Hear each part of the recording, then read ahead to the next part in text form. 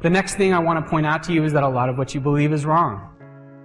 The reason that a lot of what you believe is wrong has already been touched on today. We as people, our brains have an interest in keeping a self-image of knowledge, competence, and just generally knowing what's going on, right?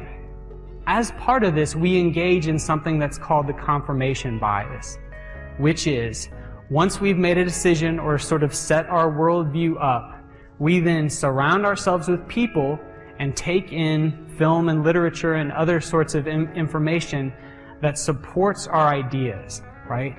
Because we want to feel like we're getting it right. We don't want to have our ideas challenged. We don't want to do what Lisa was talking about earlier and revisit these sacred cows that we've so long believed in. But as a result, we get insulated from the truth sometimes.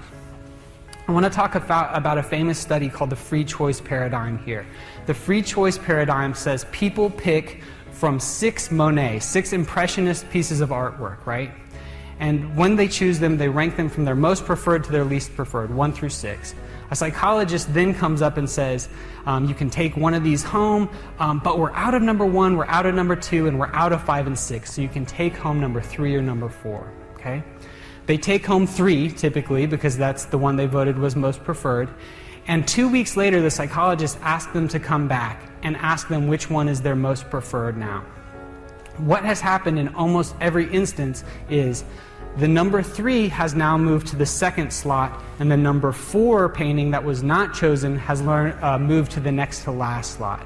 Because we as people, take the choices that we make and build those choices up, and the choices that we do not choose, we begin to denigrate and cut down and tell ourselves all the reasons why we were a genius for not making that dumb choice. The problem with this as a life philosophy is that hate feeds on this sort of insulation from different ideas.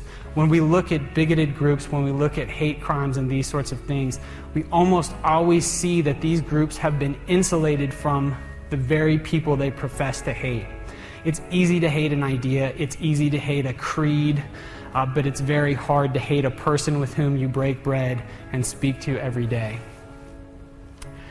I want you to look. How many of you came with a loved one? I want you to turn to your loved one, be that your sister, brother, mother, wife, whatever. Turn to that loved one, give them a hug, tell them you love them, say thank you for coming to TEDx for me, okay?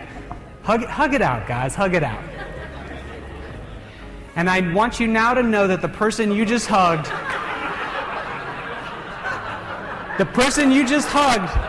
is more likely to kill you than any boogeyman is, okay? In fact, your appendix is more likely to kill you than Al-Qaeda, right? This is because we think we're safe and we're not, right? I lived in Hawaii with my beautiful wife, Katrina, who's here, just a few months after we got married. The first day we were in Hawaii, I flipped on our little sad 12-inch TV, and what was on? Shark Week. And the show that was on was the 10 most dangerous spots to get attacked by a shark, and Hawaii had 3 of the top 10. Guess who didn't get in the water for 4 months in Hawaii, right? I later learned that the odds of a shark attack are 1 in 300 million, whereas the odds of doing something I did every day in Hawaii, taking a bath, the odds of dying in the bathtub are 1 in 2,200. The odds of getting eaten by a shark are 1 in 300 million. As a people, we worry about all the wrong stuff, right? All the stuff that's going to kill you is boring crap you do every day, right? Driving to work, eating a hamburger, taking a bath, right? This illusion of safety keeps us from engaging with life, okay? A TEDster in a talk that I saw said something that I thought was fantastic. If you see it on the news, it is of necessity rare enough that you don't need to worry about it, okay? If you are seeing something on the news, if these scare tactics of the media are keeping you from engaging in life and doing what would make your life more rich and fulfilling, get over it, move on, risk, because the stuff that's going to kill you is boring and decidedly unsexy. Okay?